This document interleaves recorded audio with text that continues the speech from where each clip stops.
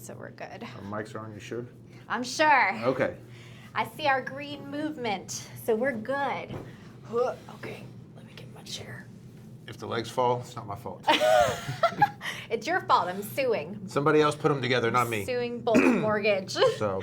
Okay, so, hey guys, it's Brittany Burns. I am here with Matthew Hyde of Bolt Mortgage. Thanks so much for joining me, Matt. Thank you. Yeah, I appreciate it. Tell me a little bit about Bolt Mortgage and what you guys do here. We are a mortgage broker, so we've got 45 investors that we have signed up with.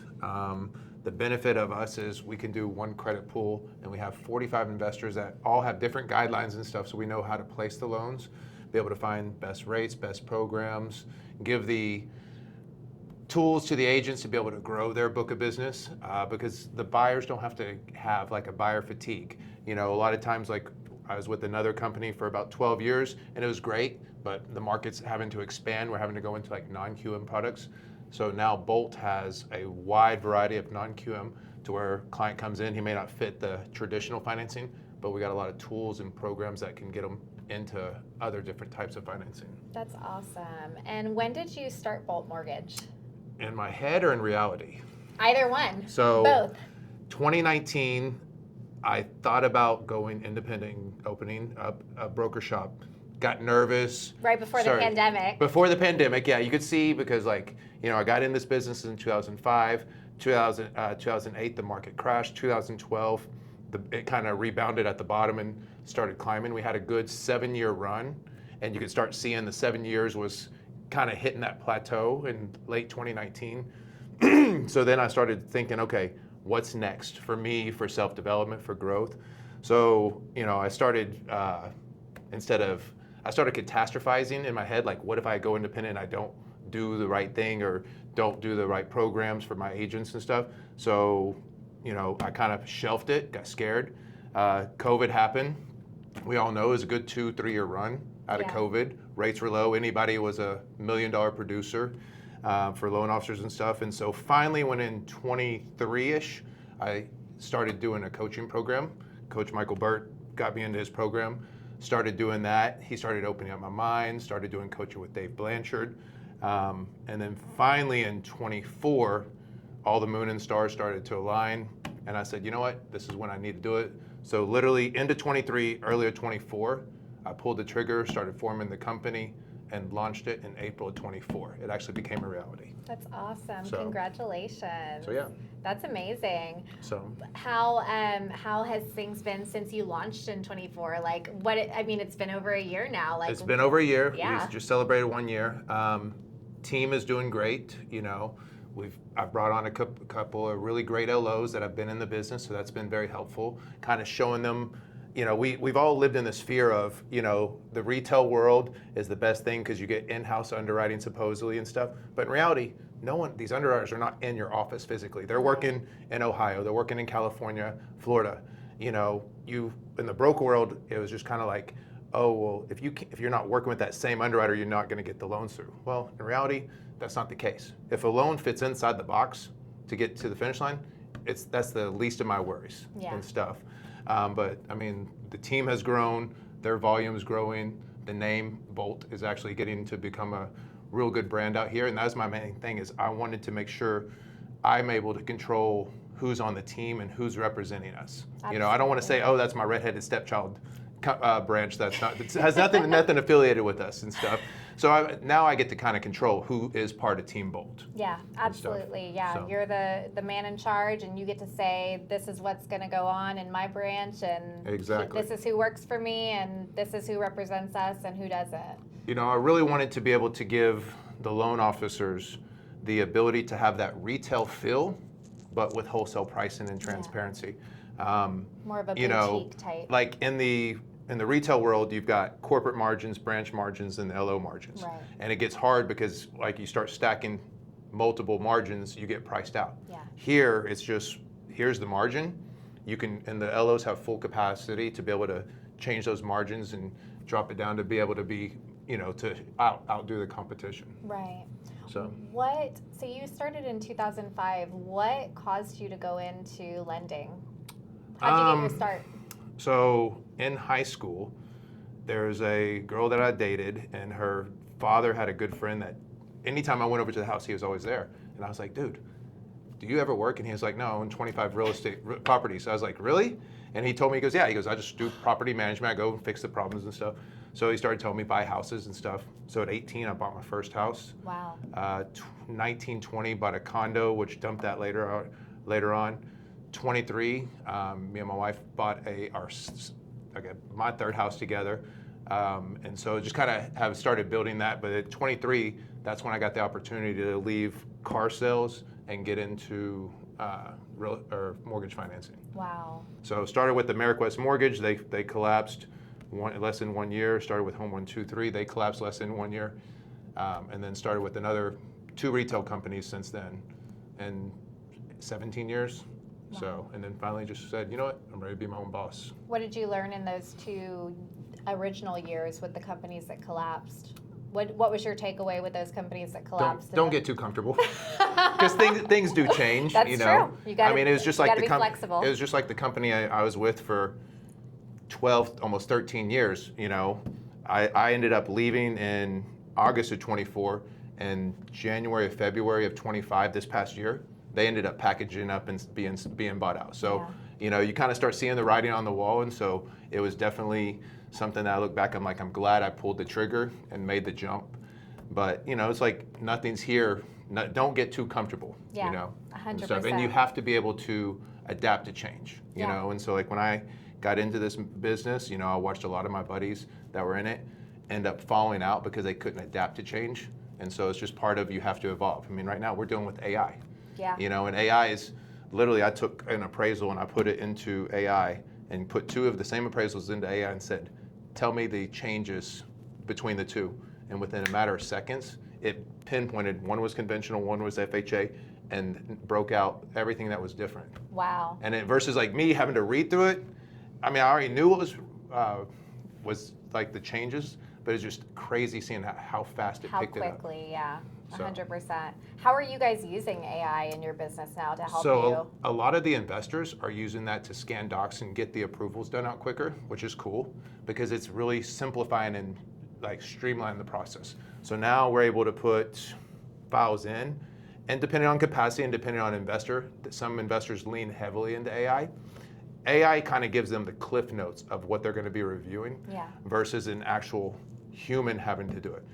It's a pro and con, you know. I have a buddy that's real big into AI, and we were just kind of bouncing back and forth, and I was like, it's pros and cons because it also doesn't really miss stuff.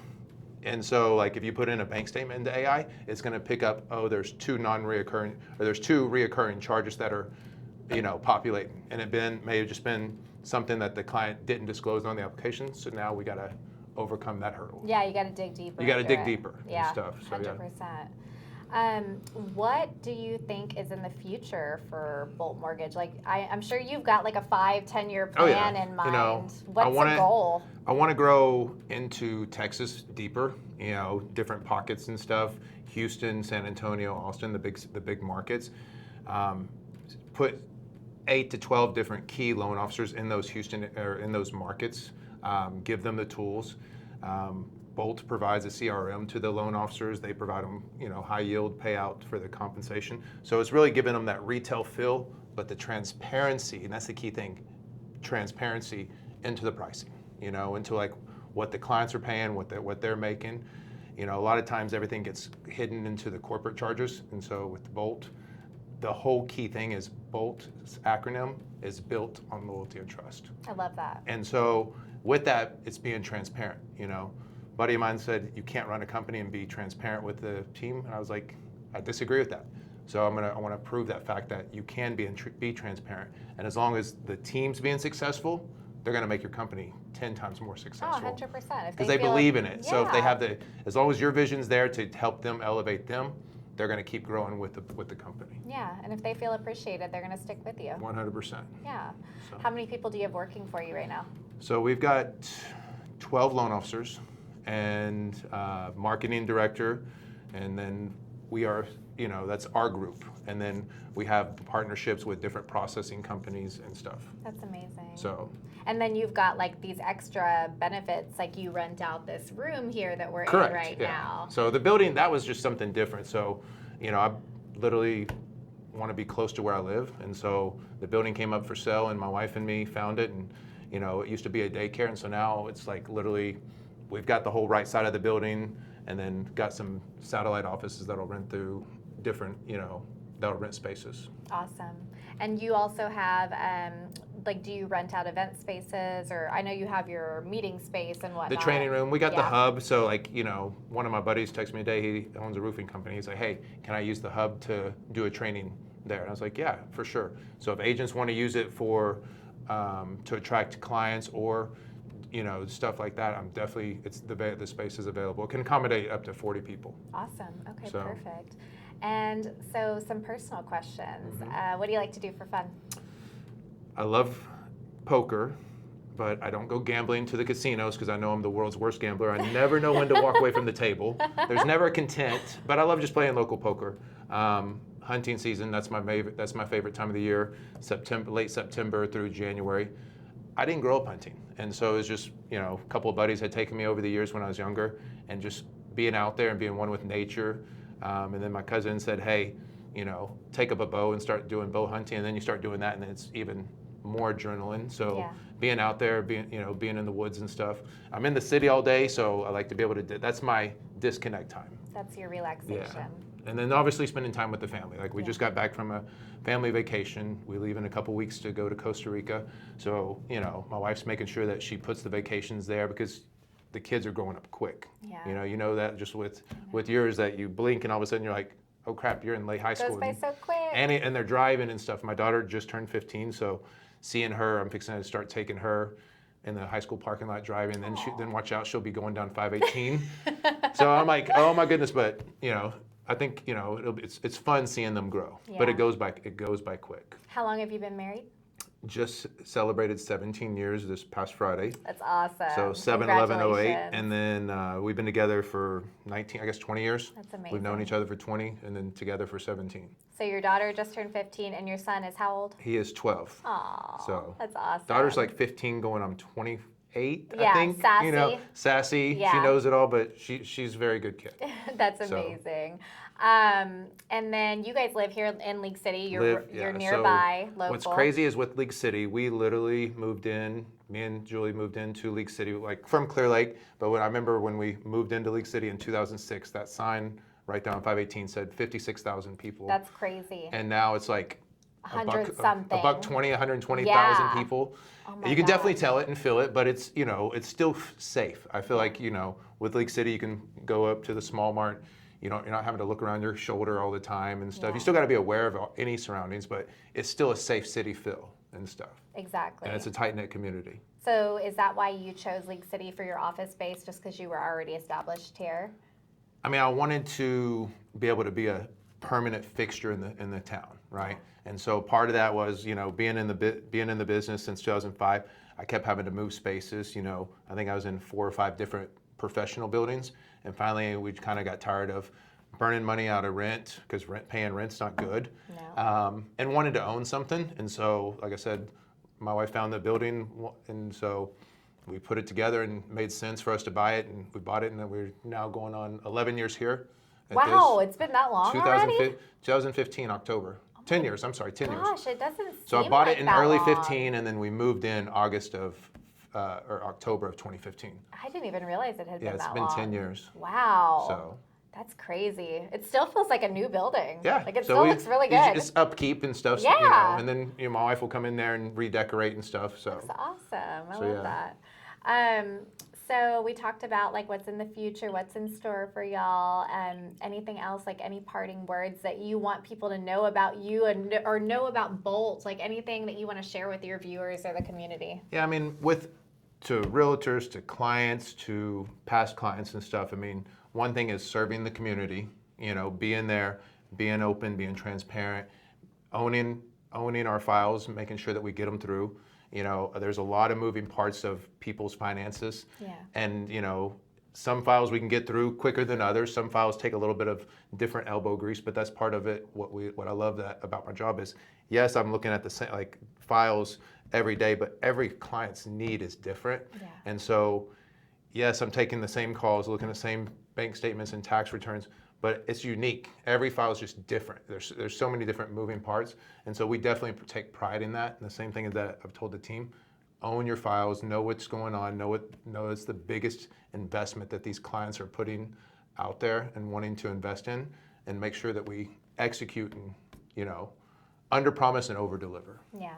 I like doing these with you guys, especially with loan officers, because you guys don't get to be face to face with the client a lot. Like with agents, yes, but with the buyers directly, y'all rarely get to meet them.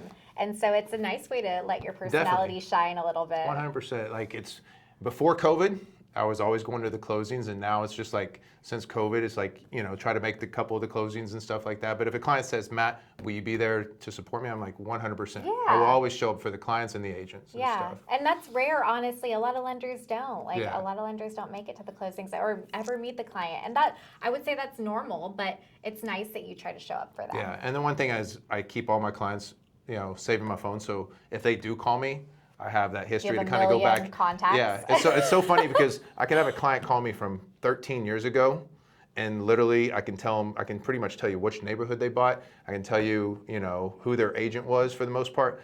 But then I'll meet somebody at like my daughter's, you know, soccer team, and meet a parent, and then I'll walk back in the next week and go meet the parent, and I'm like, hey, my name is Matthew, and they're like, I met you last week. I'm like, oh my goodness. I'm the same way. But I'm like, if you do a transaction with me, I'll remember you. Exactly. So basically, get a loan with me. Correct, and I'll remember. So that I'll remember you. No, I know that's horrible. My wife jokes. She's like, that's so horrible that you can't remember that person's name, but somebody calls and they're like, hey, this is so. I'm like, hey, yeah, how's the house over in Center Point treating you? And they're like, you remember that? I'm like, yeah.